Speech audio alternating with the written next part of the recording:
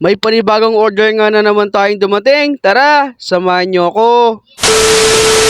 What is up guys, for today's video nga maaga tayong nagising dito. Today nga sa video na to ay maglalaba tayo. Nagumpisa na nga ako dito maglaba at nagsalang na ako. Habang naglalaba nga tayo dito guys, may dumating na package dito at bubuksan natin.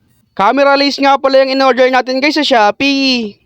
At dito nga guys, katatapos ko lang maglaba dyan, mapapansin nyo naman na pawis ako dyan. So magpapahinga nga tayo ng konti bago natin buksan yung ating in-order sa Shopee. At nung natapos nga ako dito magpahinga guys, ito nga guys, naligo na rin ako dyan. Nakikita nyo naman dyan guys, bubuksan na natin ang ating package for today's video.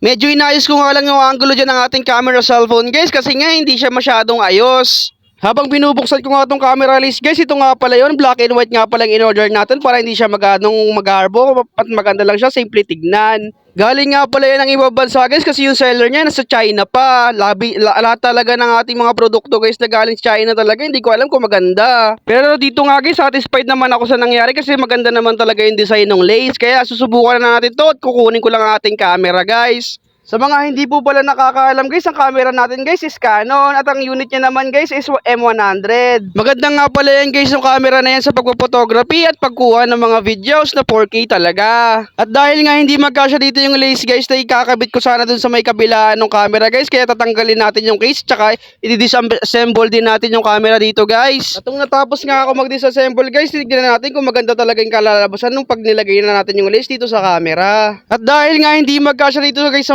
kabila ang butas yung ating lace guys, kaya nga guys gugupitin natin yung kabilang gilid ng ating lace. At dito nga guys, tapos ko nang maipasok lahat at tignan nyo naman, napakaganda ng ating lace, talaga naman nakaka-proud. Dahil nagmukha tayo dyan photographer at videographer, proper nga pala yan guys. Tignan nyo naman, mag-action pa ako dyan maya maya lang. Say cheese! Ayan guys, so papakita ko pa sa inyo dyan yung screen ng aking camera guys. Sa mga bagong subscriber natin sa YouTube at mga bagong followers natin dito sa Facebook, maraming salamat sa inyong suporta. Sa mga hindi po nakakaalam guys, dalawa po nila yung camera ko dati, before pala. May dati na, may before pa, ay sus. Sa mga nakapanood ng dating video natin guys, yung isa kong camera, binigay ko sa kapatid ko na lalaki na si Jeffrey. Nagbukod bahay na kasi sila guys, kaya hanggang dito na lang video na to.